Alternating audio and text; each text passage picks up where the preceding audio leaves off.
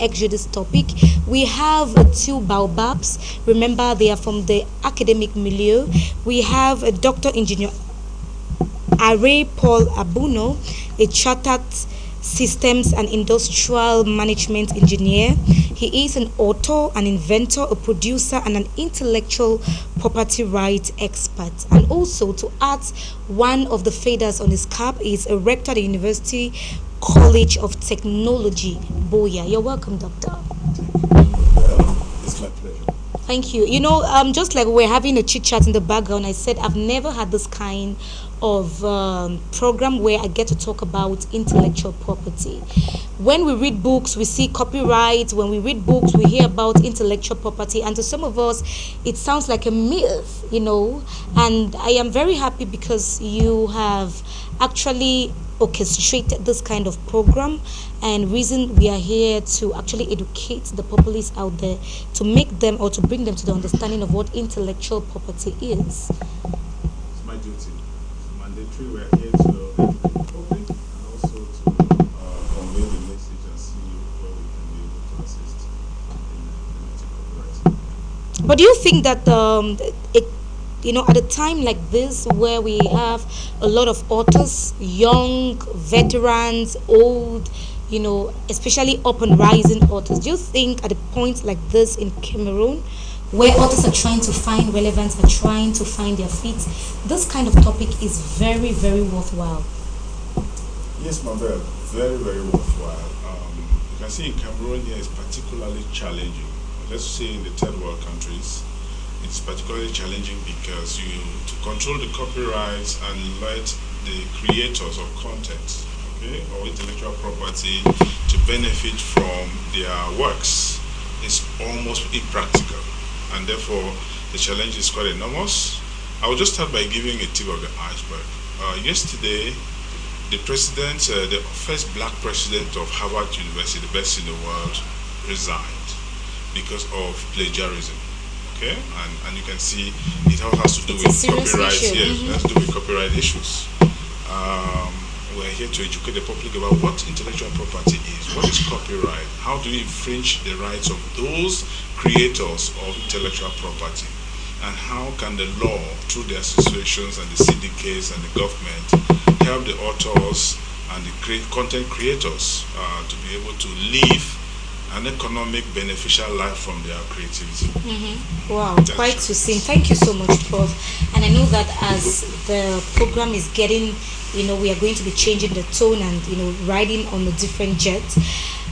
Professor Dr. Are here is accompanied by a big person who is standing tall in the academic setting and within the University of Boya. I mean, he's somebody who is highly venerated. He's somebody who has written his names on the rocks, and of course he cannot even be washed by the waters, and he is a force to reckon with, and he's written his history and his relevance on the sands of time.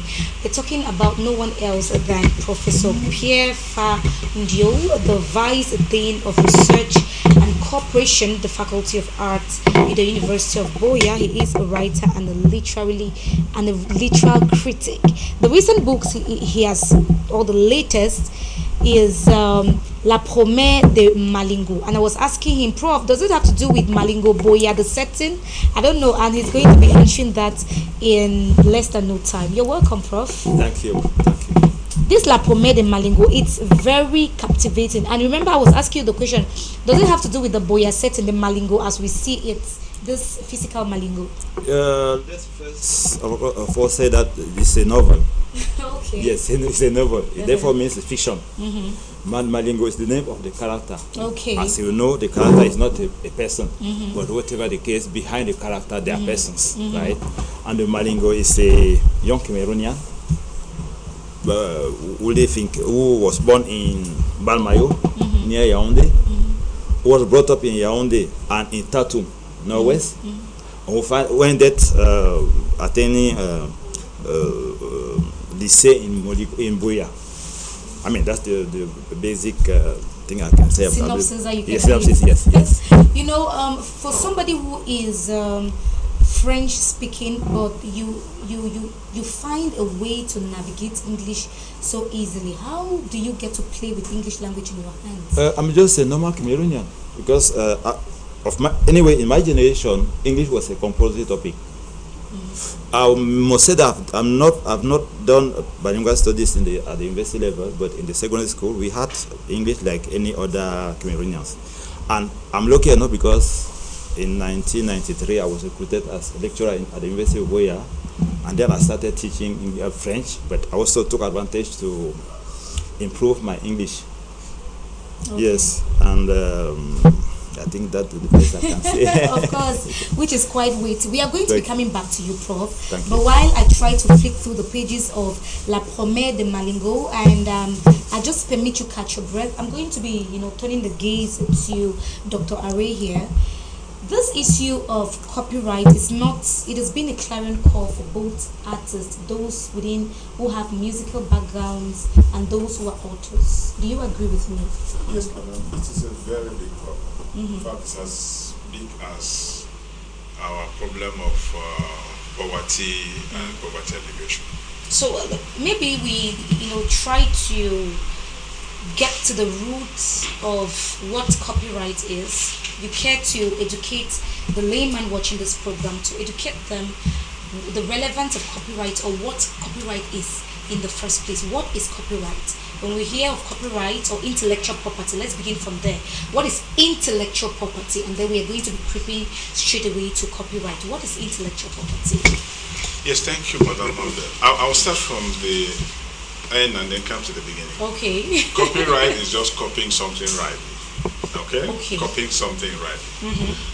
So that's cartouche. Yes, and then you're copying somebody's work. That's what you're copying. It's not your work. Okay. And you have to copy it right. There are laws that govern that. The person who created that is what we call the intellectual.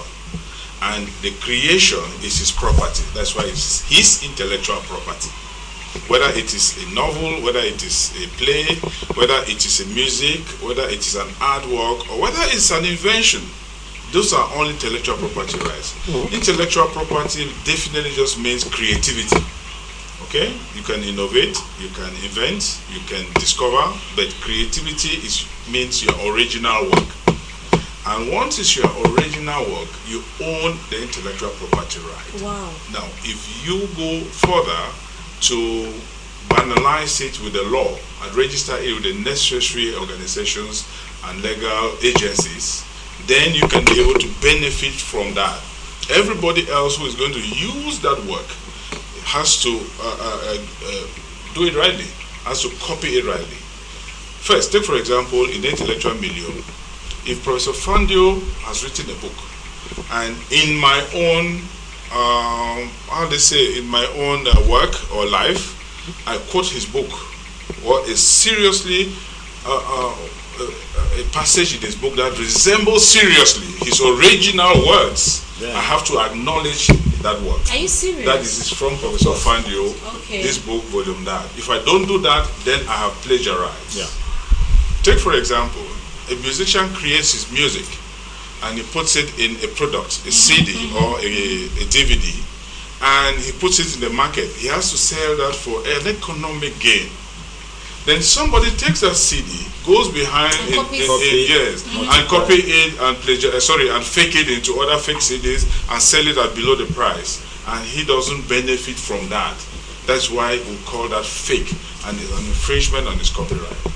We all know that with the musicians today, they are always on the streets, always complaining that they don't actually benefit from their creativity or from their intellectual property. And that's a typical example that a common person can understand. You have other issues about work. Even if you're doing public statements in politics. I remember Neil Kinnock has to step down first of all when he was campaigning. No, it was not Neil Kinnock, it was by, the president of the United States, Joe Biden.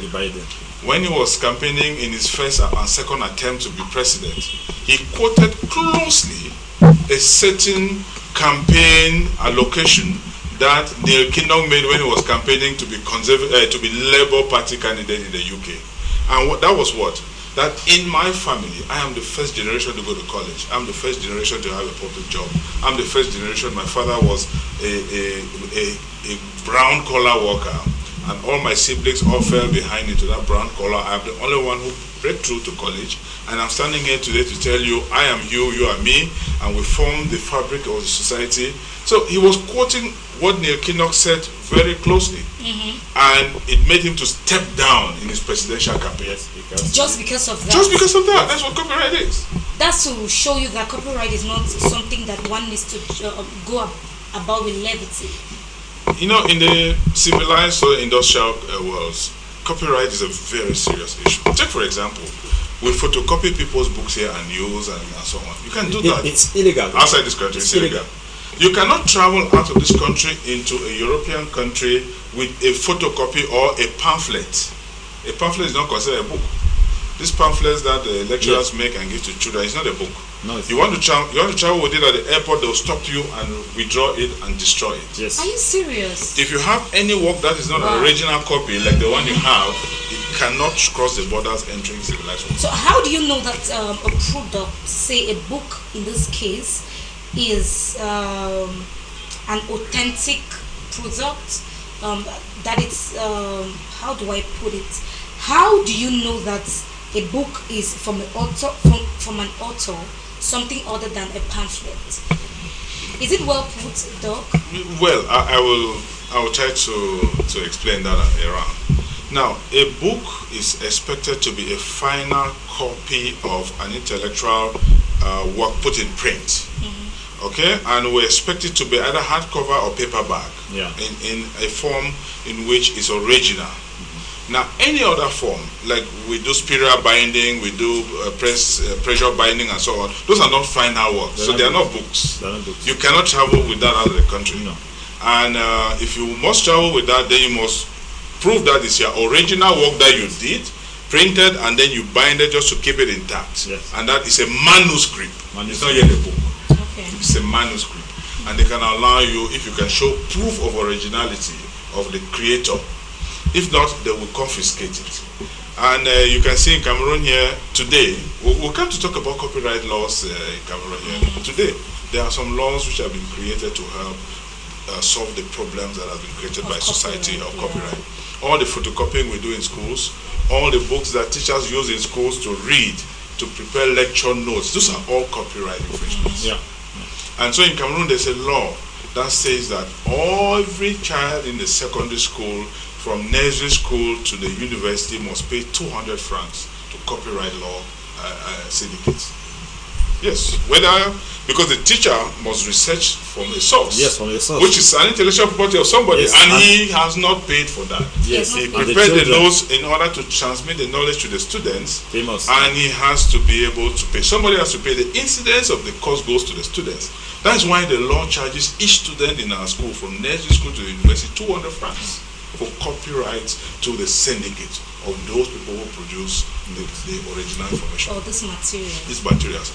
Now, the copyright also goes around to all the photocopy houses, and they pay a tax. There's a tax that they have to pay. All the photocopy houses pay a certain tax every month. Now, is it in effect already? It is in effect. It's just that it is not fully enforced. Yes, those people who are in charge of the syndicates go around collecting these monies and putting it in their pocket. And so they claim they don't collect anything. And secondly, they are not so efficient, because once you collect enough and you can be able to start the foundation of your house, then you slow down. And then the rest of the syndicate members don't see the return from that activity. But the laws are there. Okay. Professor Pierre, let us look at the advent of this intellectual property rights and how it's beneficial to these authors, how it protects their creativity. Okay. Let us first start by giving a clear definition to the man on the street, because he has taken it from the technical point of view. Okay. When you say intellectual property, I would like to see property, because the property belongs to somebody. Being in your car, being in a house, the property is not yours. But this one is intellectual. Yes, but although it's intellectual, it remains a property. Therefore, everybody who is using your property, just in the case of your landlord. You are using your landlord's property. You must pay rent. Yeah, true. For me, it's exactly the same thing. Yeah. And that's why we are wild. We are even wild to ask people to pay for the property, because this book, it takes time, it takes money. Then at the end of the process, somebody has built a house, but you have written a book. There's no reason why the person maybe bought a car, who is running a car to Yaoundé, is having a benefit when you are not having anything. That's why I'm saying we should bear in mind that either it's intellectual or whatever the case. Intellectual property is first of all property, and the property does not belong to you. And if you use it, you must pay for it, and that's why we are here. And that's one of the reasons we are just saying why we must make sure people are educated and pay the dues. Okay, so how is it even important in the first place to protect the creativities of these authors, these singers, or those who have these intellectual properties? Yes, he said it rightly from the legal point of view. For you to claim a property, you need a legal frame. For instance, you may have a land. If you don't have the land certificate, you finally you may lose the land. Whereas when you have your land certificate, it means the land certificate, everything belongs to you. Yes, and it is legally framed. Same thing. For instance, in 2014, when I went to Sociedad to declare my books, they asked me to pay a levy. I think it was 10,000 a book. You have to give a copy of the book. You have also to pay. For instance, this. You see, when you have published a book like this one, yes, you have to pay for it to register the book, so that the book is protected, just like they do for the land certificate. Out of that, you have to pay the right to be a member of the association. I think it was 40,000 by then. It means each of the books had 7 books. The 7 books were protected, and from them, normally, I was expecting to be paid back when the 200 francs is collected from all over the country. I was expecting my own share as member. Yes. Prof, what guarantees or what visas that levy that this is an intellectual property?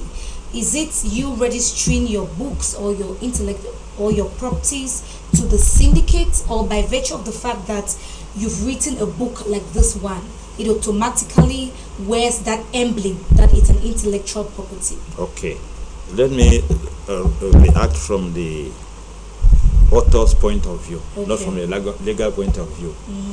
Either you have protected it or not, it is your property. But the fact that you are protected makes give you more weight, give you more room to ask to be rewarded. I'm not. This is what I mean. Let me put it in other terms. You have written a book, right? You are the author of the book, either they want it or not. But for you to claim, for you to sue somebody that the person has used your book, they may ask you, what have you done to protect the book? That's why we as author, we make sure from time to time that our books are protected. But whatever the case, you are the author and nobody can contest that, because when you see it, when you take a book like this, when you see, when a book is published, it is indicated that you are the author. And that's why you are the author. But for you to have more room to claim your dues, you must belong to a society. The society, I mean, the laws state exactly what to do, where to do it, for you to be able to claim your dues. Thank you so much. So, dear televiewers, in case you want to be a part of this beautiful train, all you need to do is, for you to click or stay glued to the program, and you can send in your reactions through the number that you find on your television screen. On my extreme right, I have Dr. Array, and on my extreme left, I have Professor Pierre Fandio, who is the Vice Dean of Research and Corporation, Faculty of Arts in the University of Buea. And permit me also say that amidst the caps that he wears, Others that he actually wears as decoration is he is a writer and a literal critic. So he's here in the capacity to talk about, authors' violation, intellectual property rights, and copyright, and all these kinds of infringement. Dr. Aray, one would just know that rights of these intellectual property owners are violated. But the question is the how. Like if you had not brought it on the set that photocopying, for instance, like Commet de Malingo, any page of it is violating prof's rights or copy's rights. So what are some other things that the common man does, or we Cameroonians, limiting it to the Cameroonian setting? What are some of those things that we do that is a violation, an utter violation of an author's right? Okay. Let me begin from the beginning. Intellectual property is all works created from an original ingenuity, originality. That's the beginning. If you sit down to put together some materials and produce a book, it's your originality. So that book becomes something relevant to you, and that's why you put in time and you put in all your expertise. Those are the factors of production that comes in there and should be rewarded from your time put in there and your expertise that you have dispensed to put in there. So when you do that, it is a book, and if somebody uses it without appropriate reference to you, he is plagiarizing. Okay, but then if you want to benefit from the laws in the country, you go to the appropriate ministerial department, which is the Ministry of Culture, and it has a department of authors, or what we call syndicates. I think that's it. This is what you call it, syndicates. And you choose the appropriate syndicates because there are 5 of them. And then you register your works as Professor Fandio has just put it. Okay? Once you register your work, then you have access to the rights which the laws of this country governing intellectual property, you benefit from that now. If you don't register it, you will not benefit from that, but you benefit from the acknowledgement that people who are using your book are quoting. Or the credits that they give you. The credits is by referencing. Okay. Take for example, in an academic work where we are, there are 2 types of how will I say, referencing an academic work. One, either put in a bibliography as a consulted material, which you did not heavily borrow anything from it. It's a bibliography. But if you reference it, if you quote something from it, it becomes a reference. So in a book, standardly you must have references and bibliography. I was meaning to ask something, Prof. Sorry to shush you. When you loosely borrow and then you don't go verbatim, what don't does acknowledge. That mean? And you don't acknowledge it. No, that's plagiarism. Is it a plagiarism? If you borrow heavily wet verbatim, it's borrowed. You borrow heavily not wet verbatim, is still borrowed. Yeah. So what if you replace it with synonyms?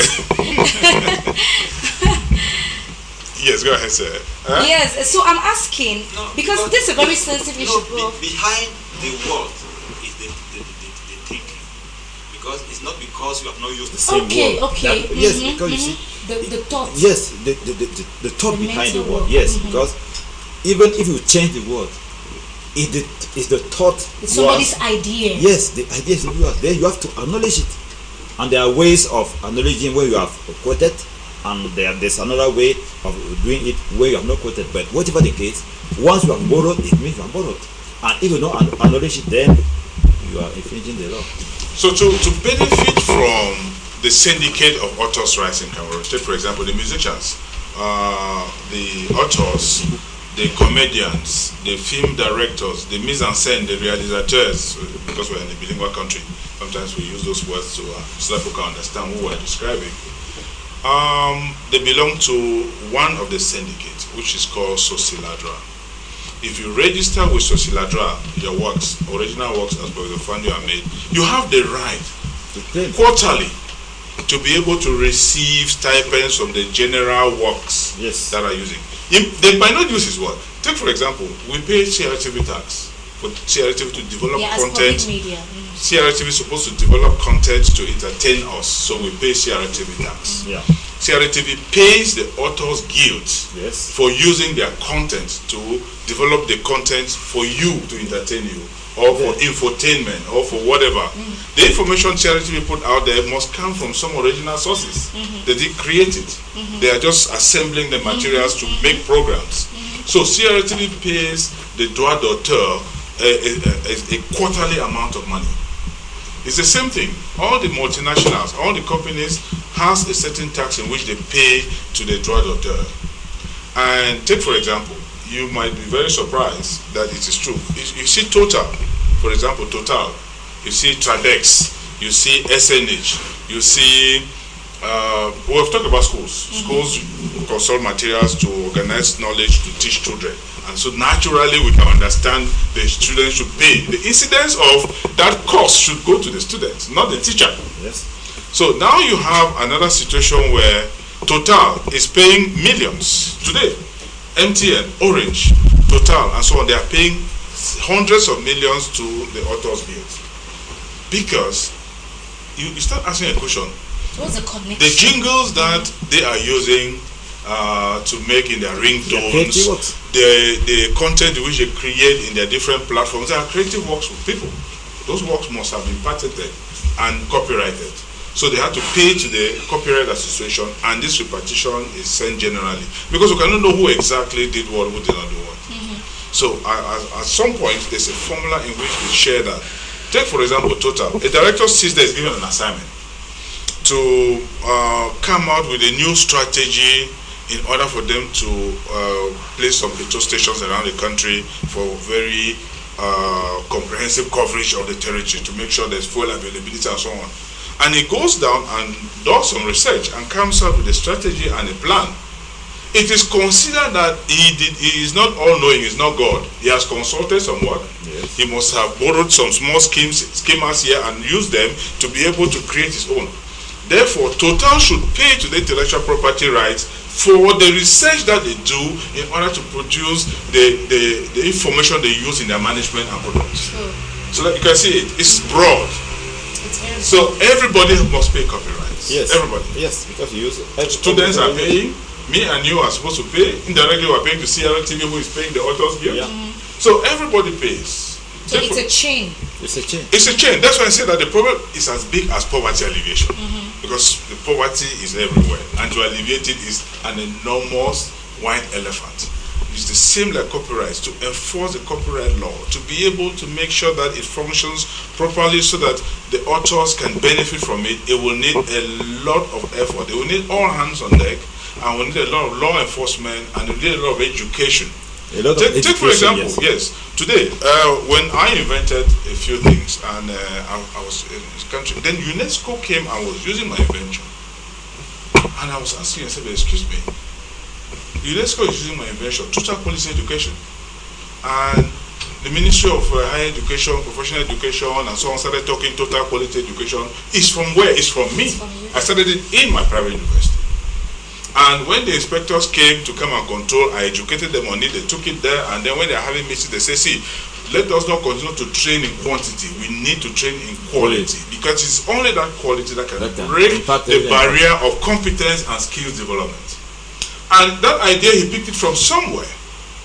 And now I gave him the materials, he started propagating it, and it becomes an official program. You hear, I was in the moment here, all the ministries involved in training, quality education, professional quality, this and all that originated from my work. But did they credit you in all of these doings? At a certain point in time, I see my friend is here, Mr. Kennedy. I call Mr. Kennedy one day, I say, come on, let's go. They have called me that I should go to e-money, I have some benefits there for copyright.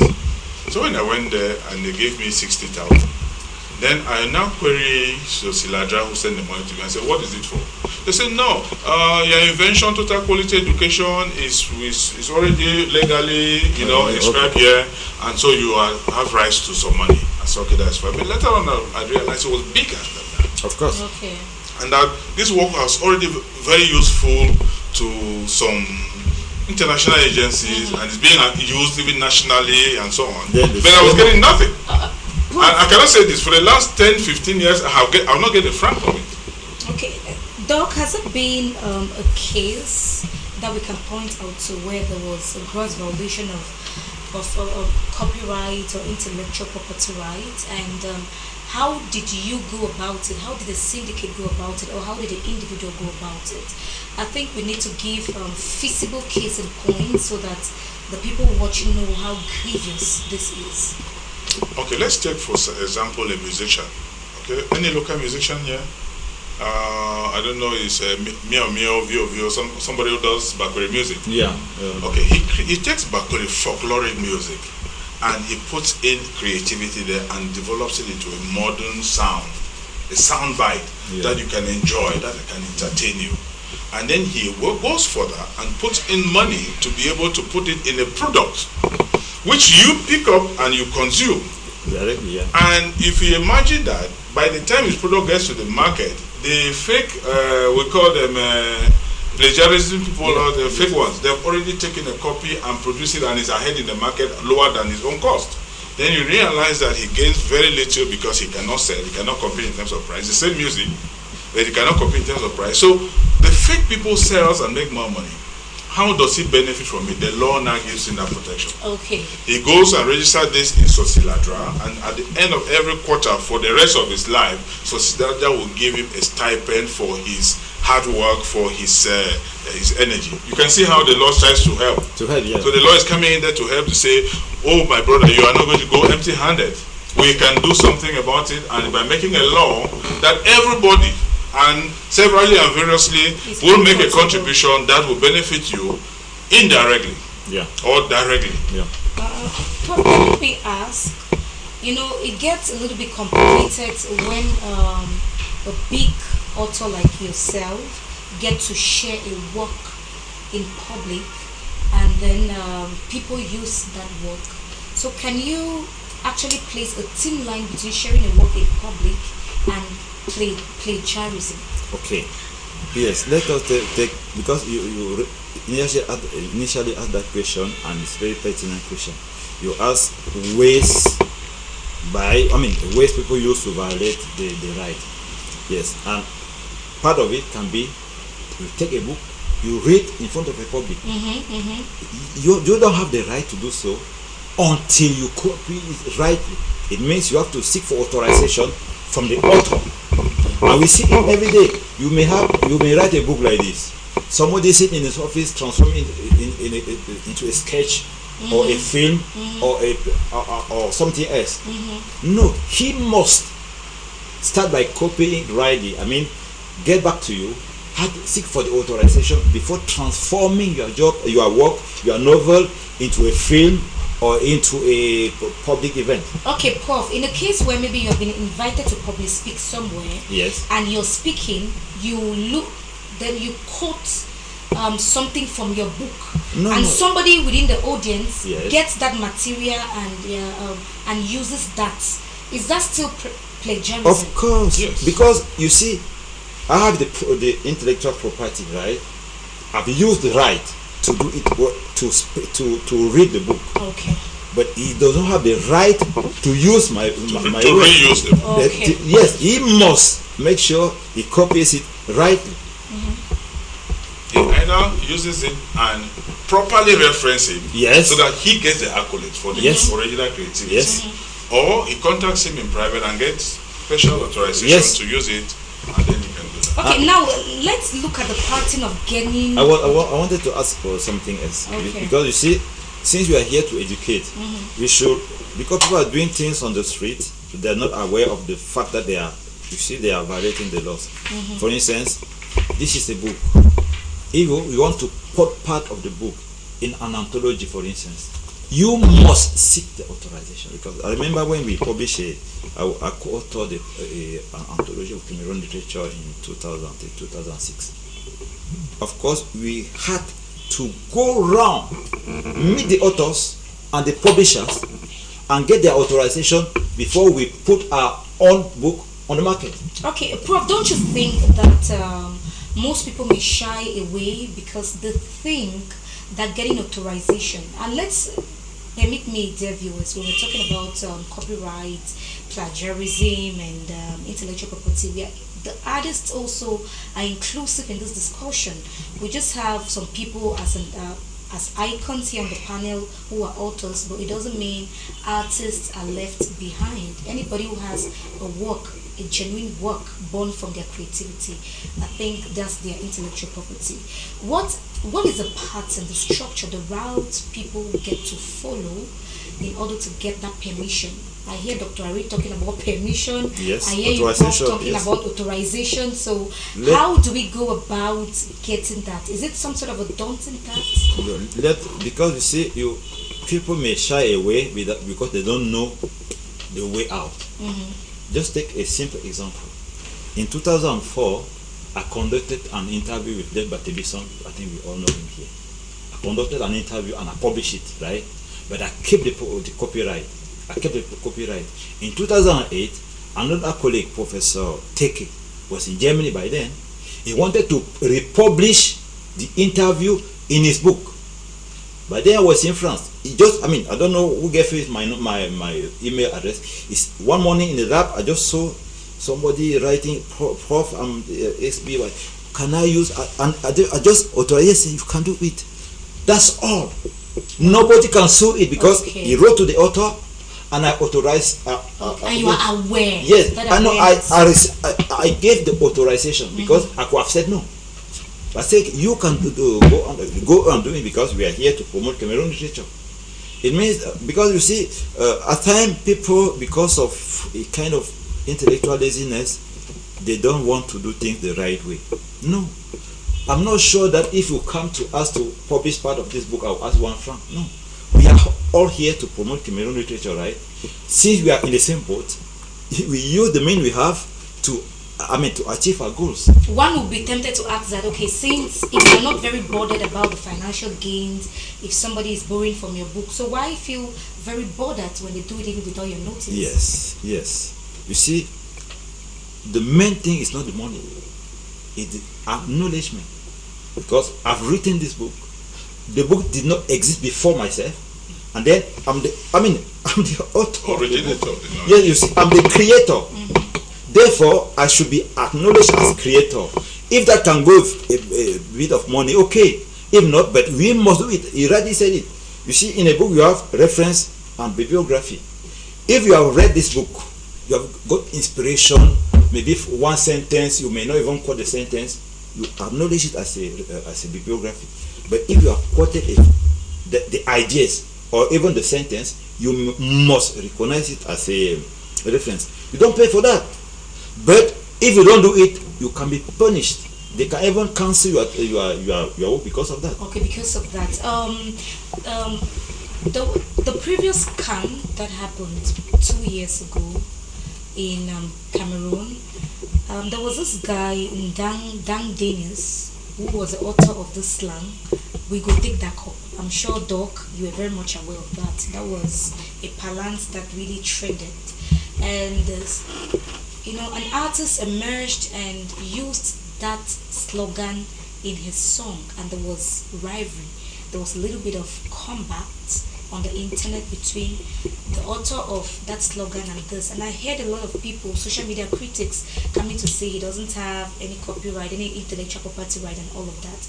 So in that case, what was the best way to have gone? Let's say there is a slogan I have and it's trendy. How do I protect it as my intellectual property? Thank you very much, Mama. In the era of social media is such a monster that you cannot contain it. It's this Arabian genie that once it's out of the bottle, it takes different forms and different things. So that's how intellectual property is, particularly in the context of social media. I just want to start from the old people. We remember that Manu Dibango sued Michael Jackson for Asama Sama Makosa. Yes. You have heard also at home, Panchak is trying to sue, is it Davido or Flavor for using some aspects of his work almost closely. Yes, Talon also saw James Brown. Yes, James Brown, yes. You saw the World Cup in South Africa, where Shakira used the Zangalewa sound yes. to a certain and all of that, but the Zangalewa people were duly compensated, so you didn't hear any noise. Okay. Where you don't see them doing it rightly, that's a copyright. Where they don't copy it rightly, then you start having dragging. Professor Fondo's work is being quoted somewhere, and he comes to his knowledge. Say, hey, but I never gave anybody permission to do this. That is when I start having the contention. But if they have contacted him like the colleague did from Germany in mail, and he says yes, whatever that book comes out and they see, they said, but Professor Fondo, we have seen an aspect in this book concerning. You say yes, I authorized it. Because you are the one to complain. And if you don't complain, then you know you are aware that that material is being used.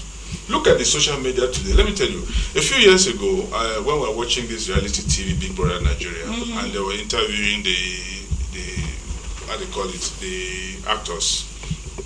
Or the housemates. The housemates to describe themselves. Everyone was describing I'm a serial entrepreneur. Then entrepreneurship has just become something of like a new oil. Yes. No longer civil servant, oil companies. No, I'm an entrepreneur. That was now the vogue. But if you look at this last one that happened last year, we are trying to build trends when we look at that culturally, how it impregnates the society. We're not looking at it because it was a show. They asked those housemates to describe themselves. And you see them saying, I'm a content creator, I am this, I am that, and so on.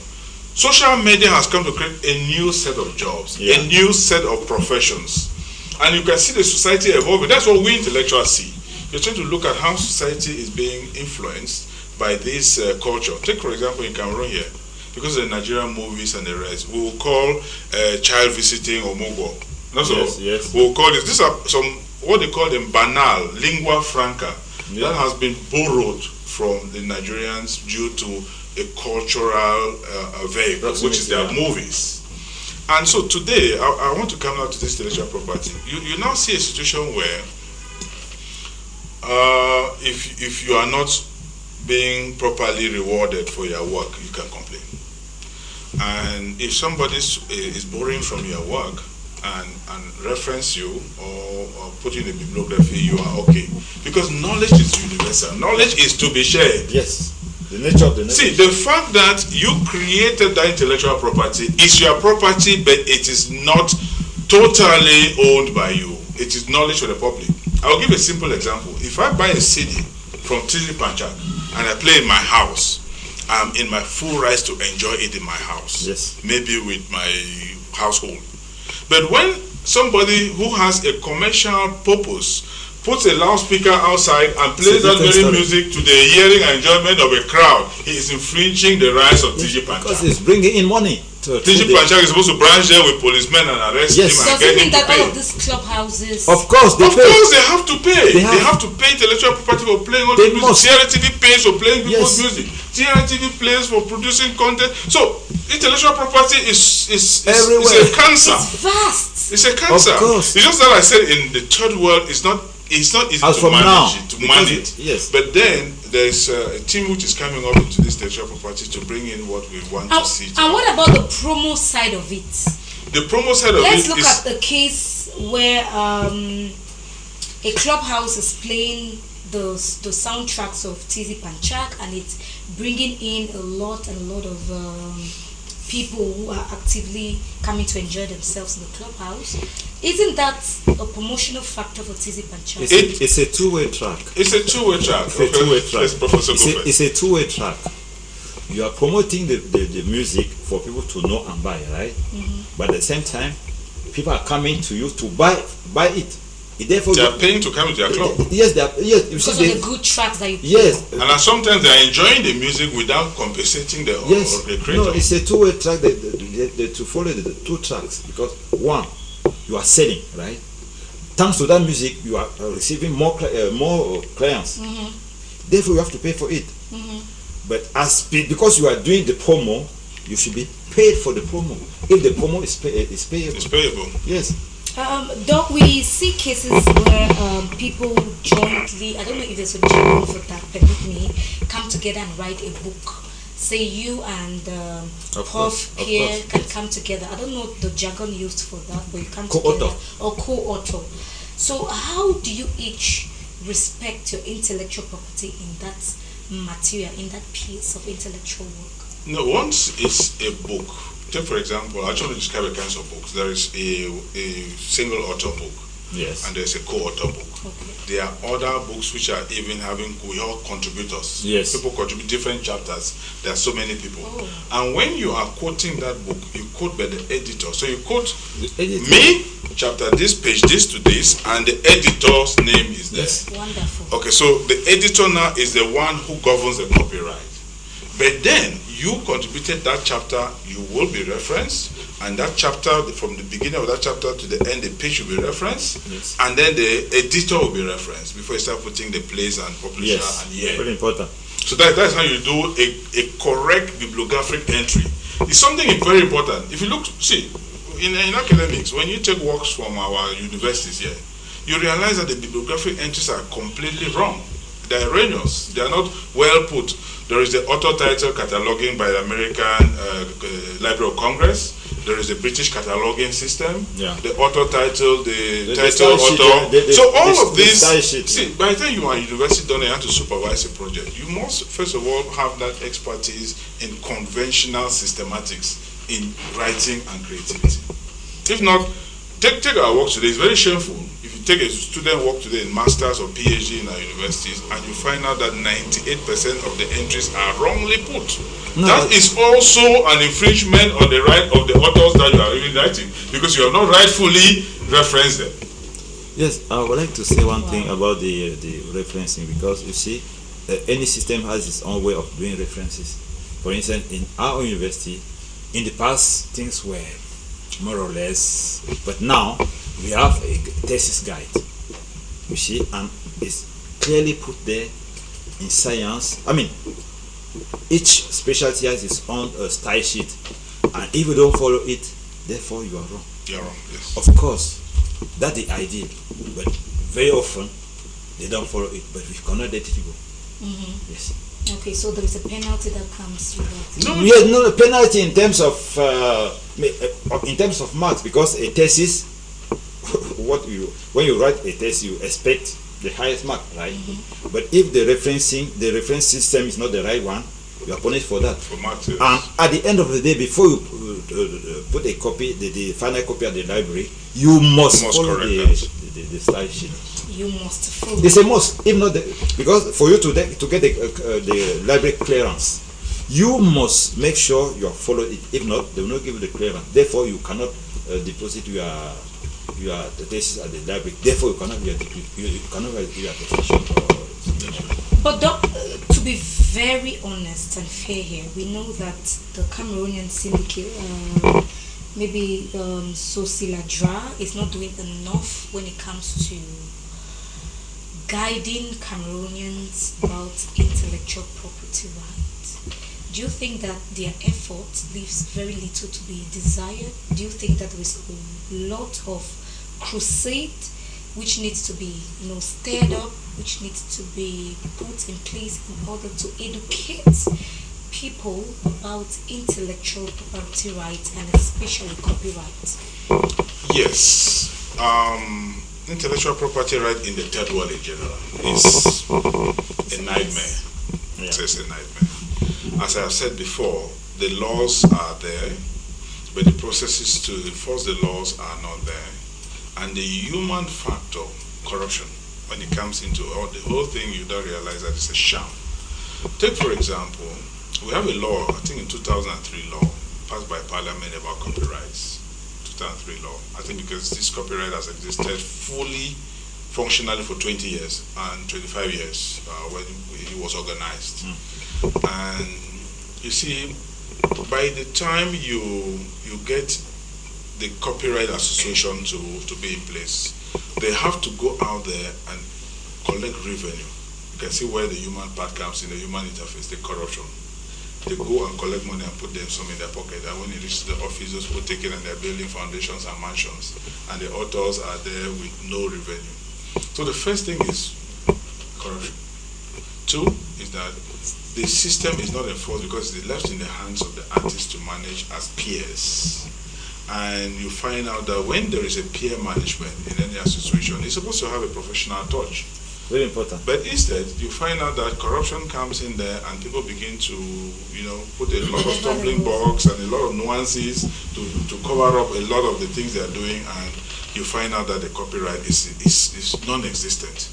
Take, for example, we have the Ministry of Culture, which is the supervising ministry of the syndicates of intellectual property. There are 5 syndicates today. In the past, I don't know whether you were already grown up then to consume such public information. We had this musician thing, Sonacam, Sosinada, and so on. Okay? The musicians were always the one out there in the streets making noise about their rights being infringed, their copyrights, and so on.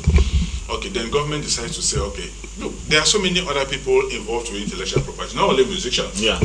So when we allow musicians to be the ones singing the whole thing, it seems as if we don't know. So they created a comprehensive law, and now they split the intellectual syndicates into 5. One, you have the authors guilds and the film directors, comedians, and playwrights, okay, which is Sosiladra. You also have the plastic and solid arts people. Okay. What's that? You have Sosiladra, Sokadab, SCAP, SDV, and Sosinada. Sosinada is for musicians now. Okay, but then the musicians also can find themselves in other areas like yes, ours. Because yes, it's a kind of interwoven. You are right. So when they split it and they created a board of directors to manage for every 2 or 5 years the association for 2 terms, you find out that when people come in there, the corruption issue, they want to gain something, they want to play the game, they want to do this, they're in charge, they're not going to remain here. And corruption actually kills the entire association. They don't collect the revenues that they're supposed to collect. Take, for example, a few months ago, I had a conference with the Association of New Generator Authors, ANGA, some young people publishing books. Yes. They came to a meeting that I called as we were trying to do elections in Sosinada, and they wanted to know what is Sosinada and how can you get registered and what's the benefits. I told them no benefits for now, but then you can have benefits. Come as an observer, and then very soon there will be change and you can be able to benefit. What are we saying? You have these young people can produce works. I say you can produce a poem, a 1-page poem, and you register it. It's your copyright. And you're a member, and you can gain some 50,000 francs per quarter. That's 200,000 francs a year just for your poem. And if somebody recites your poem in the public without your permission, is infringing your rights, you can sue, you can do this. Okay, before we get to the legal implications, let us talk about Sosiladra. They are doing, I know you've been quite evasive about what they're into and how protecting they can be, and I hear there is an upcoming elections coming or something. Would you want to throw more light to that? Yes, there has been a lot of chaos in the syndicate, entropy in the syndicate space. Okay, until the minister has decided to start appointing, some interim bureaus to manage affairs. But then Sosiladra is online to be able to conduct its own elections. This Wednesday, the 10th of January, there will be regional elections, which will constitute the electoral college for national elections on the 17th of January in Yaoundé. And all of this is to try to get a change, alternance in government. The people who are there have been there since this 2003 law. Yeah. They have been there for 20 years. And they want to still continue. And authors have not benefited anything. There's a lot of corruption, there's a lot of, lack of professionalism and competence. Okay, so that election is coming up, and I was invited to be the head of a list, and I said no. I don't have much time on my hands. They said you must be at least the vice because we know your honesty and sincerity. Because I see vice PCA. What does PCA stands for? President du Conseil d'Administration. Okay, French acronym. Yes, PCA, President du Conseil d'Administration, is the board that directs it. And then they appoint the Director General for day-to-day operations and form commissions and commission heads that will be able to do the business, day-to-day business of the association. Okay, so if this is a list, does it mean there are different other There are other lists. The people who are in the Statoco has its own list. This is a challenger list. Okay. And opposition. Yes, not opposition. Because I have a track record in associations. Like in my alumni, I'm the national president of my alumni. and so on. And people come in there and try to fight, try to do politics. And I said, no, an alumni is not a political organization. It's an organization for you to come in there and be able to revisit old memories in school and celebrate each other and compare notes and make connections and help each other. It's not to come and be fighting. These people are not doing well. They are so I can do better. No. So Cilantro is not supposed to be a political organization. So we are not an opposition list. We are a challenging list. We want to get the status quo out of the way so that we can be able to offer a better and new deal. And there are other districts which are being constituted. I don't know how well they are, but these elections are taking place in 2 days' time. We'll know the list that is official. And I happen to be the vice president of this list, the regional administration list. And we're trying to do our best to see that people of integrity. You have a professor of medicine, retired, is there as a PCR. You have an ex-governor, you have Honorable Tasintang, who has been vice minister for long. So you have a cream of people who have their life behind them. Now it's their integrity that is left to leave the legacy.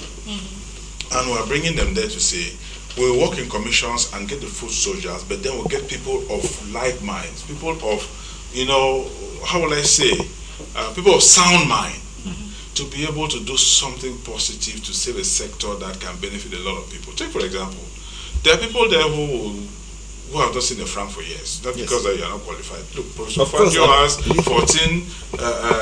14 books. And I say in 2014. Yes. In 2014. 2014, and you see, the day I was registering, they said they were to give me my card in the next few weeks. Up till, 10 years later, I don't have the card. This is the proof. That's it. So you can see the incompetence. That's why and the corruption. So something has to be done because, see, MTN and Orange owe the syndicate of authors in Cameroon a total of 50-something billion CFA francs. Total MTN and Orange alone. Not to talk about the other organizations. People go there and they collect 20 million, 50 million, put it under the carpets and so on, and they're building the house and so on. So that issue of corruption, that's why I want people with integrity and sincerity. That first will build the atmosphere of us to be able to create value for the artists and the authors in Cameroon. Because you can actually make the quarterly repartitions, as they call it in French, the repartition, quarterly repartition, I don't know how it's correct in English, to up to 200,000 francs per artist. There are only about less than 3,000 registered artists in this organization. And you can be able to have, take for example, how many students are in Cameroon? From nursing school to university, just 200 francs. If you actually go to nightclubs and to photocopy agencies and to bookstores and libraries, for them to be able to make that contribution, you can have several billions which each member of your association quarterly can go home with 200,000 francs. How is the voting going to be done? Is it open to the public or just members within the city? No, just members. There's a list of members from each region. Those who are found in the region, fine. Those who are outside the region will come to the region on Wednesdays nationwide and vote 30 electors, the electoral college, 30 per region, that's 300 for the country, who will meet in Yaoundé on the 17th to elect a new bureau, the PCR. So that's what we're doing. Let us talk a little bit about the legal part of it, legality. How does one go about copyright infringement? As we have said, once you copy an intellectual property wrongly, then you have infringed on the copyright of that particular intellectual property. So how do I go about it, the how? Okay, the how. Take for example, if you consume some materials or you consulted some materials in trying to write a thesis, or in trying to produce maybe an assignment, in trying to maybe report an assignment in a company, and you or don't read it out on air like that, or read it on air, yes, you are violating the copyright of those people, and you are legally liable. The law is there; you are legally liable. And you also see a situation today in content creation, like in social media. You copy and paste, you copy and paste. Social media is just one sham of a thing. It needs to be regulated anyway. It must be. So you cannot see somebody sharing your video without your permission. It's copyright infringement. Even though they will say the video went viral, and No, it's to your benefits. no. You are advertising, you are making more money. Yes, but But The it's content is promoting your wrong. page as well. You, the person who has shared, it's also promoting your page. For instance, Prof, I have a page and I take a content from your page and I'm sharing on my own page. once more, it's a increasing- two-way track. It's a two-way track. It's a in two-way essence, track. Yes. It's a two-way track. But Do just you that know it how makes- you can navigate that? It's very dicey. You, the intellectual property owner, will make it in such a way that you gain from that.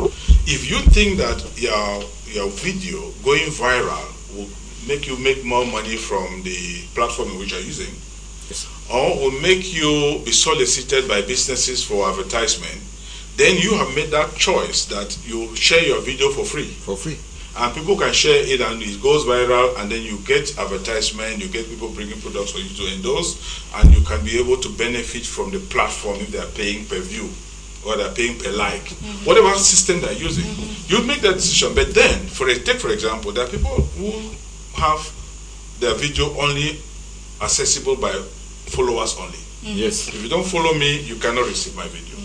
So everybody decides. If you want to How go to viral, limit yes, it. if you want to go viral, then you make a nice video and you put it free. So the legal part of it, the legal implications, do you just head straight to the syndicate, or if you want to boycott the syndicate, do you take the person to the police, and does our judicial system understand the language of copyright There infringement? is an Yes. intellectual property law. In It's a Cameroon. whole law, like criminal procedure code, Yes. like family law, like divorce laws. There's a whole law on intellectual property law in this country and any other country. Everywhere. And if you find somebody violating your copyrights, you can sue that person as an individual and let the law take its course. You can also be able to report that person to some other government agency, Yes. which he can be sanctioned. Take for example, they can come and close a facility because that facility has been abusing the intellectual property Yes. of people.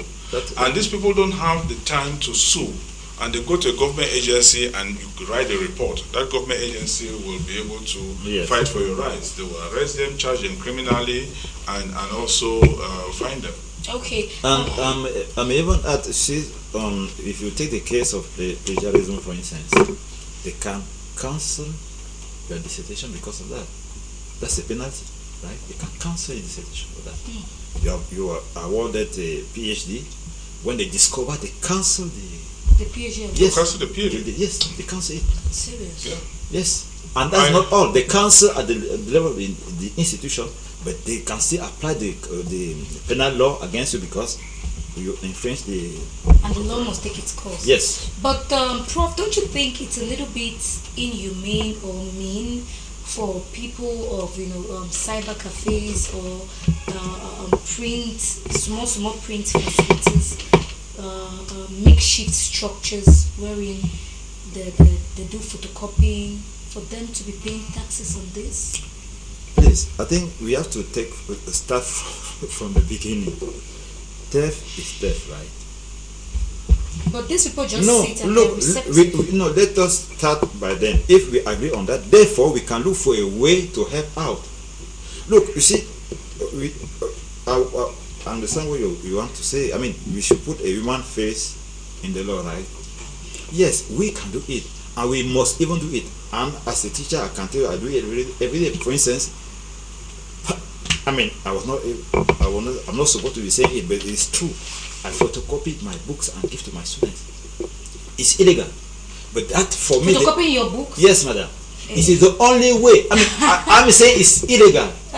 How so? I mean, it's you. No. It's The not intellectual a property. publisher, madam. It's a publisher. A publisher put in his money to have this book like this, right? Therefore, I don't have the right to photocopy it. But operating in the system where we are, where a student cannot buy a book, for instance, this book is 40 euros, right? I should think it's 40 euros. In this book, we have 4 or 5 articles that may be of interest to our students. I don't see a parent anyway, a normal Cameroonian parent today cannot give $40, 40 euros for this book. Just not because he does not want it, just because he is unable to do so. He don't have the means. But as a lecturer, if we are producing, let's say BA in French or BA in mathematics, if we don't If we don't go that way, we end up having their degrees which is less than the normal degree. Just to say, to tell you, we have to make sure that we first have to start by acknowledging that what we are doing is illegal. Even if we are doing it, we must it. And I tell my students every day that what I'm doing is illegal. But this is the only way. Help you people. Yes, this is the only way I can do to help out. In a normal university, when you publish a book like this, look, for instance, in let's take three cases. In India, when a book like this comes from the publisher, 80% are bought by libraries, by public libraries. In US, it's 60%. In Cameroon, it's not even up to 2%. Therefore, how can you expect the public to read a book? I've published 14 books. I'm not sure one of my books is in my university library. Okay. Therefore, my students have to read it. What I'm doing is illegal, but I have no other choice. If not, we are not preparing our students for the job market. Doc, please, can you just bake it and make it look better? You know, how does the publisher survive or fit fat in this case? Because I think if this is my work, it's my work. I decide whether or not I am photocopying it or not. Can you make it sound better? Make it make sense. Yeah, that's right. I want to say something Prof said here, which is a big problem here in our countries, the developing in our countries. ecosystem, in our system. Take for example, Prof is an intellectual and puts together resources, burn the midnight oil and produces a work and give it to a publisher. Yes. They will review it and find it worthy and the necessary corrections and publish it. Yes. They have a contract. Yes. They say, we'll give you 5 million francs for this. Yes. Take for example, in America, they give people money to write books. Yes. Publishing houses. Yes. Barack Obama was giving about 120 million to write a book. Yes. Mike Pence and so on, they want your experience. They want an original experience. And that's what said. Yes. So they give you money to write a book and the copyright is owned by them. Not you. You understand? Not you. Not you. In Cameroon here, for example, Prof will produce a book and spend his money to go and produce it. He owns the copyright and he owns the intellectual property. The intellectual property is owned by the author, but the copyright is owned by the publishing house. So in Cameroon here, you get it all mixed up. He goes to Sosilaja and register his book, but the publisher is not benefiting from it. He is. Yes. Because the law wants him to be able to benefit from his creativity. The publisher will have done the economics, the business rationalism, yes, to say this book will sell this number of copies, and I will give him this amount for contract yes, to write it. This percentage. I will produce it this much, I sell it and make my profit. He has made his profit. Yes. He has to continue to benefit more and more on his intellectual property. Yes. It's not investment property. It's intellectual property. So the publisher has no right to go and register this book. No. He will. And he has to benefit the originality, the creativity is his. The publisher is an investor who invested money to produce and markets it for his greater return. Yes. If he doesn't make his return, then that is his business failure. If he makes his return, he grows fat. But he has the right to now go and register the book and be able to benefit from the intellectual property right. Now, the copyright is that of the company. And you can see now there are two laws inside. Intellectual property rights and copyright. Before you use this book in order to produce different copies, I'll just give an example in Cameroon. I was in the university in Nigeria, and somebody who has made a lot of money as a bookseller in this country used to come and hang around our quarters and spend several weeks and going up and down and so on. And then curiously I asked him, I said, you come here and you spend 3, 4, 5 weeks all the time before resumption of schools. What are you doing? He said, no, he is a bookseller and he comes here to reproduce some books that are in the book list. And he reproduces those books and come in here and put them inside, and he has grown very large stomach and very tall buildings. If I can call them, they're around here, you see them, but you don't know how the money was made. So he's as they call it, he's faking those books. Faking the books. Okay. 2, if you want also to see a situation where you want to say the photocopiers, why do we go to bother about the little they make because they're trying to survive? Now that's why the law is there. The law says that if you open a duplicating, or call it Xerox in the US, the Xerox company to photocopy things, the law says you will be paying a certain amount of tax to the syndicate, and the syndicate will share it to the authors. Okay. So it is business. If you are supposed to make 1 franc per page, you should put 1.5 francs per page, because that 0.5 francs should go to the authors. Okay. So it doesn't have the incident of the loss should not be on you. Okay. The incident of the loss will be on the person who is photocopying, who is Xeroxing, as they say. Because Xerox is an English word, we use it to say photocopy. Okay. So you come in and say a page is 10 francs, but I make it 15 francs, because I know that the syndicate will go to pass here to collect 500 francs per page. Prof and Doctor here, as big authors, people with golden pens, how do you abreast yourself with changes in intellectual property laws? Because we know that laws are enacted, laws get changed, and they are modified in some way. So how do you stay in line or attune yourself with these laws that are changed or modified? Yes, I'll say this. Prof just asked me a question which we spoke before I came here. It was like intellectual, the law part of it. I said, no, I'm versed in the law. How did I come to be versed in the law? Because I actually do co-supervise a student in law in the University of Ibadan. I was in the University of Lagos then. And we were trying to look at digital properties. Okay, the digital age is coming, everything is done electronically, we keep things in big servers and databases and so on. So I was in computing, and they wanted to know, how do you protect the digital property of somebody or the country? Take for example, Cameroon has a digital property. Yeah. Everything is online, the pay system is online and so on. How do you protect those things?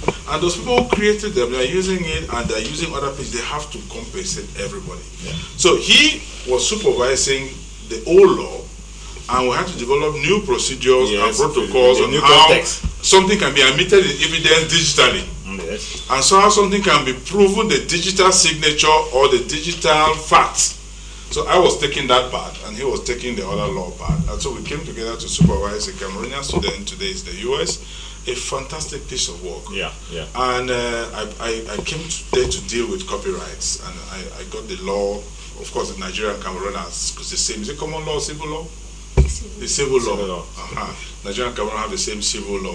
So when I did that, I became very aware of the spectrum of copyrights violations in the hardware, the manual world, and the digital world. Today, take for example, digital signatures. If you create something today on content and you send, don't think that they don't know who sent it or where is it coming from. They know from which computer or which phone and so on, because there's a digital signature. For those of us who program things with computers, there's a digital signature. Everything which is digital has a signature. They know who produced it, the day was produced, from where, which a device. Wow. So to protect it is easy. A lot of the things in the digital world are allowed to be because it is a borderless world where you have, it transcends all the boundaries, and you have different laws and different set of laws in different countries. And today, they said the internet should not be regulated. That's how to fight it. Yes. You don't regulate the internet. If you want to regulate the internet, then it's original. That is the original purpose of the internet was freedom. Yeah, freedom. Let the people be free to create. Let the people be free to share. That's why you see in every platform you see a share button there. Share it. It's free. But when it's not shareable, you know. Yes. You click something, you have to send a link to somewhere to use it because it's not free. And when you send that, it is automatically being reported and accounted in their own database. And they have a way of benefiting from that. Yeah. But when it's free, you can download and share as much as you can. Yeah. So that's how the digital world is organized. Take for example, information about Cameroon, the military, the schools, the intellectual property is in a digital, they are all now computerized. If they want to kill this country, we can just do a cyber warfare by scrambling all the banking tellers and systems and so on, and the banking system installed, and even go online and nothing works. Then you don't have the means to be able to withdraw money from the banks and finance war or finance the people will revolt against you and they will fight you and remove your power. That person has won. He has stimulated an insurrection by crumbling the economic, or what we call it, the e-economy. And people woke up and said, no, this government must go. They didn't protect our wives, they didn't do this, they didn't prepare for this. And then they have won. That's we call it proxy war. They created an insurrection of your own people to remove you from power. And they sit there by calling computer hackers and crackers. So today the world is digital, and it is a very dangerous thing. That's why you see when people like us, they call us inventors or videographers and editors. They want everybody who is creating content today to be part of this, because we can not only go to say manuscripts and so on. Today books are sold in Amazon online. Yes. Today books can be propagated online, and because of that, if you don't know how to protect your intellectual property online or the digital bytes, then you are definitely going to suffer. How many books with a hard copy sell in Cameroon? We don't have a reading culture. As it says, libraries don't place orders for every original creator who publishes in Cameroon. Is it supposed to be so? Yes, there's a law. Yes, there's a law. Every library is supposed to place a number of commands based on your activity and your volume. The Library of Congress, that's why they said every book published in the Library of Congress will have 100 copies. Yes. 100 copies. Yes. Because they have different branches, they place it there and so on. In Cameroon, yeah. Regardless the author. Regardless, everything published in America. When it's published there, it's okay. Yes. If you publish a book in India, they don't take, they buy 80%. They send it. So they must keep a copy of all the works produced. Today is the same thing with the digital world. Everything is digital these days, so it's a whole brand new environment where we have not even finished dealing with the manual and physical one. We are having the challenge. And that's why today people like us going to Socialatra, we put a team together who can make sure that every intellectual property has a digital copy which is protected and which can be used to propagate and even to help advertise for the author to profit more. Yeah. And if we don't do that innovation, we can still be dealing in the 1960s, and then we see that they are obsolete anyway. Prof, we know that there are current laws that really come to protect intellectual property and copyrights. But how do you think these laws actually address the challenges of authors?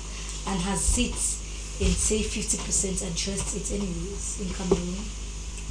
I'm not a specialist in that domain, but I've read the law. The answer is yes. The real problem is the implementation of the law. That's the truth about it. And he partially answered the question because corruption, but also he said because of corruption. Corruption is right, but also because of ignorance. Ignorance of both parts, of those who are benefiting, but also those who are using the material. Because you see, when you see people making photocopies in cyber cafes, I'm not sure they have bad faith. They just don't know that you don't have the right to do so. Okay. At times, even the man owing the person owing this cyber cafe does not know. That's one of the reasons why we're here today, just to create awareness, to sensitize, because you see, it is usually say that nobody ignores the law. But we have to make sure the law is known. Then to squarely answer your question, the answer is yes.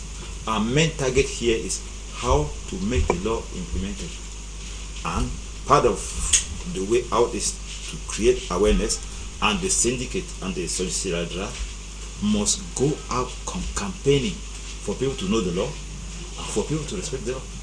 Okay, in that case, in your own humble opinion, if you were to be voted into parliament, what strategies are you going to suggest? Yes, education. For me, there's no magic. Once you are educated in a sector, you know what is going about. I talk about ignorance just when we were beginning. If the person taking the book to the cyber cafe does not know that it's illegal, we must tell the person. Even you are doing, you must know that you are doing something illegally. At the same time, the cyber cafe man or the person who is doing the photocopy must know that what he or she is doing is wrong. From there, you see, they can start respecting the law. But if they don't know, no, they just don't know and they will not implement anything. Then for me, the first step is to educate people on the intellectual property and all the consequences as intellectual copyright and all the like. Okay, dear viewers, you know that Matters is always very inclusive of all the viewers out there, and we always make it a point of duty to carry you along every step of the way so that you don't feel left out. We have a couple of questions that have been buzzing our studio phones. I'll get quite a few on this second part of the program. This one says, what measures do you take to educate yourself and stay informed about changes, just like the moderator has asked? Thank you so much, and he's answered already. This other one says, how can emerging technologies such as blockchain or digital watermarking contribute to enhancing the protection and enforcement of intellectual property rights, Dr. Ari? Thank you very much. That's my area of interest in intellectual property today, the digital world. In blockchain today, when you're dealing with this cryptocurrency thing, the blockchain is not owned by anybody. It's an open system where you keep a ledger and all transactions are kept in that ledger and everybody keeps a copy, so you cannot fake. And such ledger is shared in real time, abundantly and totally. We call that one whole total information that everybody is kept and updated in real time, and so it becomes a blockchain where transactions are stored and then operated as such. Those are the world of cryptocurrency. But if you look at what I just said there, every digital product has its has its identity. Okay, it has its own key bytes. It has its originality, and it has its protection. I can produce a PDF file here and I protect it. Nobody else can modify it.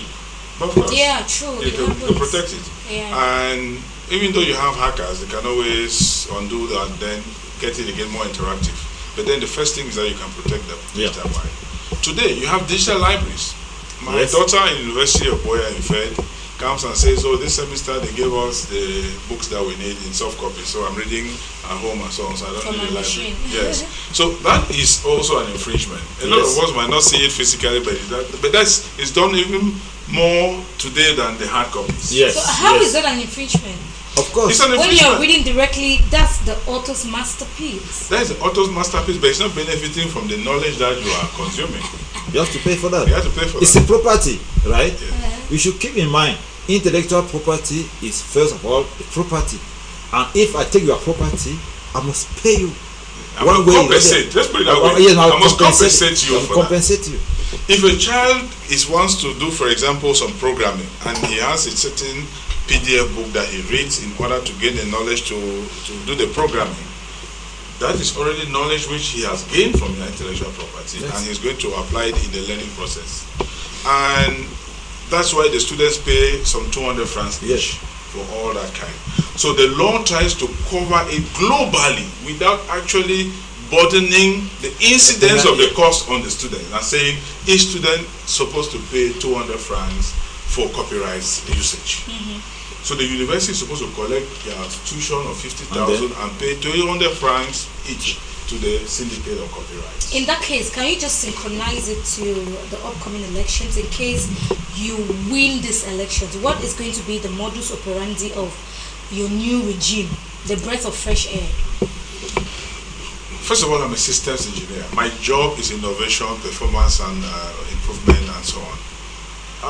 So I'm going to Sosiladra to make sure that first you do what we call the input into the system. The works are being protected and being produced should all be identified and documented. 2, we encourage all the authors to be able to come out to document their work, and such that we can have a pool of work. What these current people will not allow that. It's something that say, no, we don't want too many people, so that the money we share should be much to those few of us who are sharing it. By documented, what do you mean? Documented means that every work that is produced in this country will be identified. Yes. Okay. And documented. And means that there is a ledger. Author, yes, Okay. Yes, or so on. Okay. Whether it's digital or this. Do we use the word registered?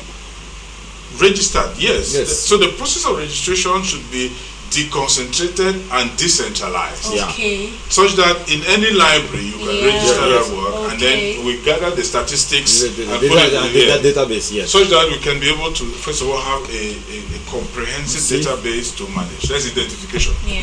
We are forming a commission for that. And a unanimous. Yeah, there's a database. commission for identification of works. There's a commission for literacy For and you- awareness. For this incumbent. Yeah, for regime. this incumbent regime, yes.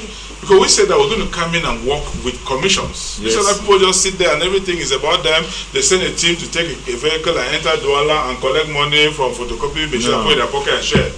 It doesn't continue. It is not comprehensive. It doesn't cover the territory. That's how they work. It's just when you're hungry, you send a team down, say go and harass a nightclub owners to pay, and then you bring the money and share. So when you work like that, it's because your sense of purpose is defeated. Your mandate. You are not there for a common purpose. You are there just because of an opportunity to be able to aggrandize yourself or to be able to line your pockets with illicit money. But we said that when you come and you work in commission, I will not be the one working commissions. There will be commission heads and his collaborators. They go on the field. We say this commission is for revenue collection. And you are there only for that. Revenue collection. You create a regional team, departmental teams, and Yes. you coordinate them. And they go collecting revenue and Centralizing amalgamating and centralizing until you get a certain account for this. So that at the end of the day, you only see the several accounts and you consider we have several billions. Yeah. I want to share this quarter. Let's give everybody 500,000. For instance. And we still have money left over to carry, and there will still be more revenue generated. Yes. We also have a commission that we want to put in place, which is that commission of assistance, of welfare, Yes, to welfare. the artist. If you write a book and you cannot publish it, what do?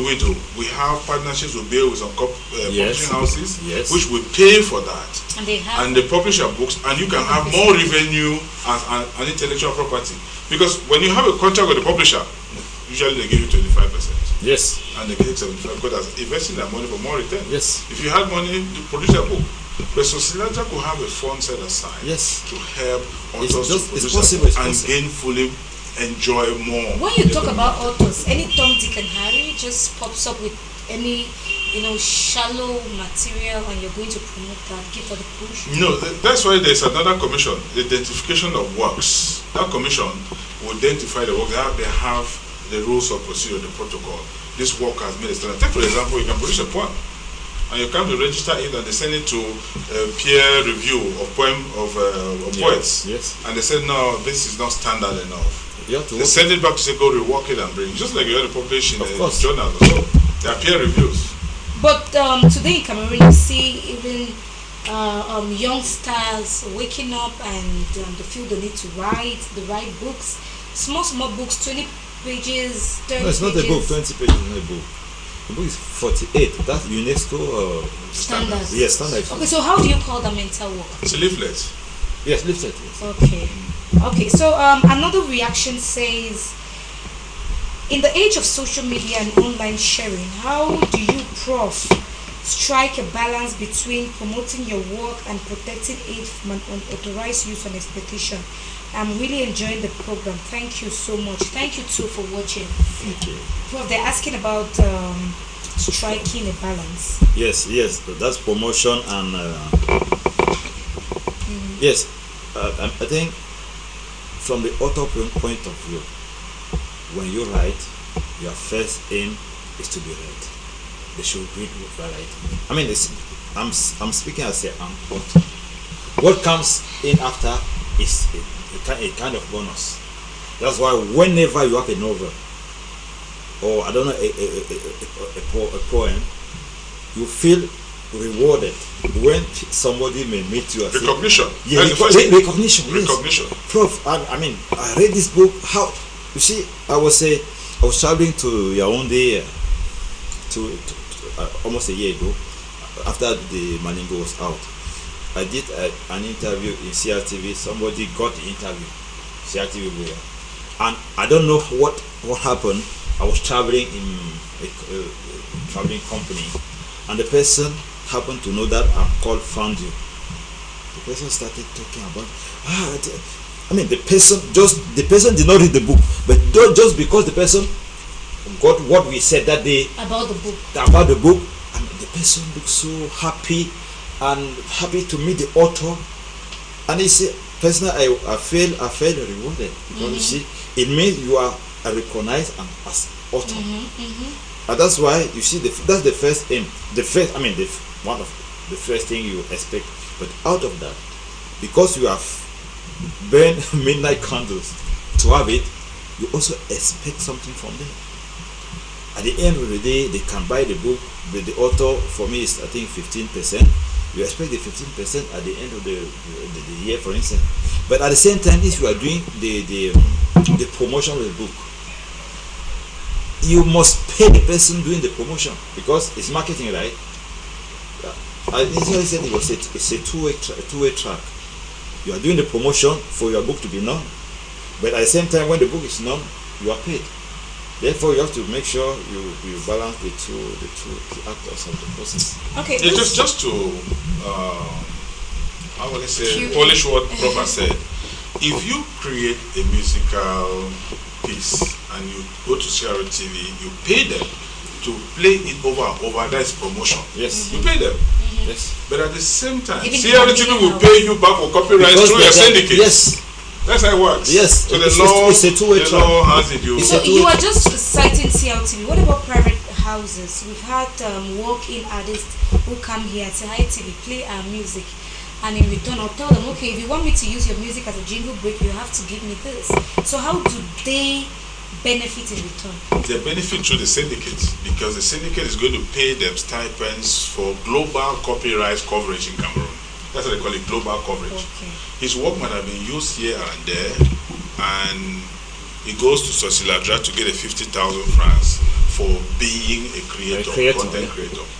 Severally and variously. He doesn't have to be identified to you or this. They just say you created a work which definitely is being used by Cameroonians and services. So you come here, register it here, and then have the right to those global coverage for your creativity. But is it not going to be a pipe dream on Doc that with all the artists here, I just want to holistically look at authors, singers, and every other person within the world of arts? Do you think the syndicate can actually compensate all of these artists? Yes, I think so, and very well so. Why am I saying that? I've said that if the law is implemented as it is, these syndicates will have several billions of, scores of billions of CFA. And let there be 10,000 authors, let there be 20, 50,000 authors. You end up having something. They will end up having at least 100,000 francs per quarter and 400,000 francs a year. That is a budget head that can pay your rents, annual rents. It's a budget head that can fuel your car. And every year. Yeah, every year. So you have something coming from somewhere constantly, but you know, systematically and constantly. Exactly. And you pick up a bill and alleviate some suffrage. Yes. So a very complex question here. This one says, please maybe help me ask the panel if they have ever been faced with any ethical dilemmas regarding intellectual property, because I'm an author myself. If they have ever faced any unethical dilemmas regarding intellectual property rights, such as the use of copyrighted material in their works, and how they went or how they navigated these situations. I'm keen to listening. Thank you so much. What's your name? You did not sign the message. We are extending a happy new year to you, and it feels good to know that you are watching. To whom do I give the button to speak? Okay. I even mentioned here that one of the reasons I came to be known by Sosiladra is because I invented an educational transformative system, very transformative, by almost 1,000% transformative. Done by the government? Yes, done by the government, UNESCO, and the rest. They are being used around the world to try to solve the problem of literacy. Now, what is in that product is that we targeted the education on the products to transform the product. It's not facultative education like we have in the faculties. Facultative education is that they put a certain body of knowledge and they gradually, process you through that knowledge, and your faculty develops ability to understand, to statistically process, and so on. And so you come out to be able to listen to somebody, comprehend what he's saying, and be able to make a contribution. That's facultative education. It has no competence to develop you in any field or discipline like an accountant and this and so on.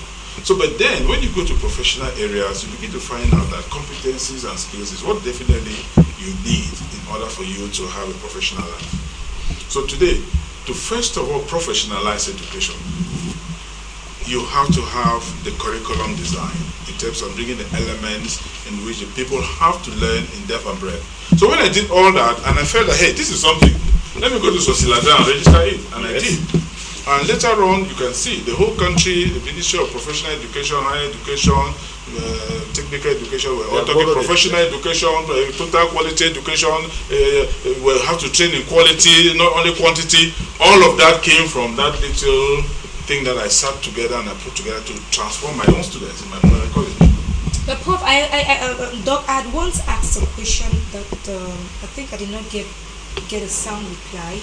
If I'm emerging with a slogan and it's going viral, what do I do to protect it as my intellectual property, especially with social media being a canker-worm? I mean, it's just a slogan. Go to Sosiladra. Okay. Go to Sosiladra. Because jingles are created from people's music. Yes. And if you give out some words which became viral in social media milieu, there's no way you might want to control that now because it's used severally and variously. But then if somebody has to use it like in his music, then it's a physical product that he's producing. Then he must come to you and give you something or ask for your permission, even though it came from social media. So I think if somebody uses your work, there are so many avenues. Go to the police and make a complaint. Yes. They will bring him, convocate him, they will talk about it, and they'll find out if he has broken the law. He will be found liable criminally and civilly. Okay. All right. There is this popular adage which says when the head is sick, every other part of the body is not really functioning. So you are one of the heads of this new regime, fighting to kick the old regime on the boards and make sure that you occupy the right seats, not just occupying but doing the right thing. Are you sure that all of these members I see on this pamphlets are worth emulating, are a force to reckon with? These are the people that can actually work in synergy with those at the helm of authority, that is you and Professor Afania. Can they actually anchor the cause for which you're championing? Yes, and yes, and yes. Take to myself, my integrity, my honesty and sincerity is why they first of all consulted me. That we want to challenge the status quo, and we think only somebody like you, who we have tested and seen that has a set of ethics as a human being, we want you to head the list. And I told them, no, my hands are full. Let me not assume something which I will not give my best. Each time I do, I give my best. So they turned around and pleaded. I said no. So they went and got Professor Faneze. If you can see how we're working the team, Professor Faneze is a Category 2 chief in the south of the country. He's a professor of medicine, retired. He's integral. He has a big clinic. He's treating people for free, for low classes and so on. So they look at him and said, that is the integrity we want. And they went and picked him. And they come back to me and said, Paul, now that we have picked your like mind, can you be a team? And I looked at it and I said, no. They went and came back and said, please, we want you to be a team. I accepted. And we have worked to handpick these people. As I've said, you can see the integrity is the same. So we have a peer of like minds. Okay? If they come in there and the rest of the processes, as a operations manager of such a team, as the vice president, with the director general, will create the dynamics on the ground to create value. The value bubbles up, and every artist will have a better welfare times 10, and we can say that the sector, the syndicate will be respected, the syndicate will be very well known, and we can be able to be an example to the other syndicates. and you don't know tomorrow. They might call you to higher responsibility to say, bring that your thing that you did to Sosinato, bring it here, or bring it to the umbrella, because it's an umbrella organization, OJCCE, which is called Organisation de des Audits des Syndicats. There's this bigger organization, then there are these 5. If you work so well here, of course, tomorrow maybe the Cameroon government might see and say, hey, you guys did a great job somewhere else, come and do something bigger for the nation. Okay. It's nation building, essentially, nation building. That sounded like a very sweet manifesto.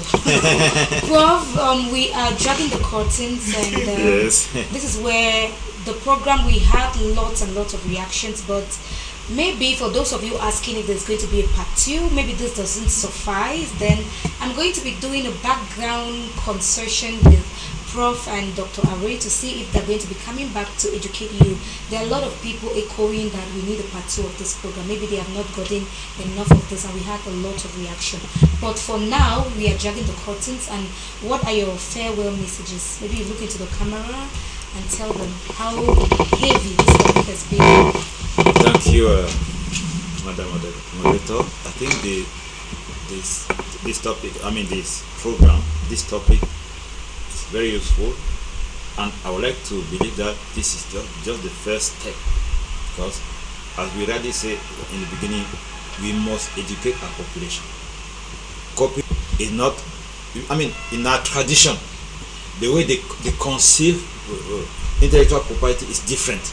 Therefore, we are in a transition, and our goal is to try and make the make the transition smooth, so in such a way that we, the creators and the users of our creativities, should both benefit of take benefits of the creation. Therefore, I think in case you invite us, we see how we can come for the part 2. Okay, thank you so much. Dr. Paul Array, it's been an amazing journey with you. Any last word for now? Your people are saying and clamoring for a part 2 of the program. Lots of messages. I'm amazed that we have scores of people following this particular program. Outside the ordinary of when we talk about politics, social issues, this is something that has to do with intellectual property, and people are receiving it. That's to show that there is a pin on so many boards, and people really want to get insightful about this topic. What do you have to say as final? Thank you very much, Madam Moderator. When we started the program, I said copyright issues, intellectual property is as huge as poverty alleviation. Poverty alleviation is all of us. Never ending. Yes, so we are just alleviating. We are not eradicating poverty. No. So, but then copyright is also a cancer which must be cured. The people who create the intellectual property should be able to benefit from the intellectual property, should have the recognition for the creativity and the time they put in there. And those who own copyrights like publishers should also be able to benefit from the investments. So copyright affects all of us, as you have said. If you have a child who is going to school, you are paying 200 francs per child for copyrights in this country. And if you're going to make a photocopy, if you're going to buy a textbook, you are all consuming copyright. And so we see that it affects the entire society. So if we're coming back here to talk more, first, literacy and awareness program about copyright, what you're doing, what are you breaking the law? Are you supporting the syndicate of authors and so on? And on our own part, as you said, we didn't only stop there, but I've gone further to create my activism in the syndicate. Today we are going for elections on Wednesday, where I'm the vice presidential candidate for a challenger list. And I expect to bring in my honesty, sincerity, and integrity, and my ability as a serial entrepreneur to get things done, to make sure that the authors better out their welfare. And tomorrow we organize the sector in such a way that you can be proud to be an author. You can be proud to belong to that syndicate, because its reputation comes before it. Today, it's a total sham. Take for example, Prof has just said he has 14 books, he spent 150,000 to register them. His name is not even in the list as we speak for the regional elections. That is just what we are talking about. But we have said, and today our team saw the minister and complained, and the minister says, take your works to the regional delegate of culture, they will register you, show your proof as he has, and you will come to Yaoundé and be part of the process of reforms. That is what I will say, but we'll be right back. Okay, we are going to be right back. And in case you think that getting into copyright infringement or intellectual property right infringement, the law is sitting on their laurels, then of course you've got that wrong, because we have Prof and Dr. Are here who have elucidated on the topic and broadened our mindset. And in case you feel you've missed out on the law, then catch up with the rebroadcast today at 3 a.m. in the morning. Stay tuned to all the programs that are going to be brought to you. I have been Mabel Camps.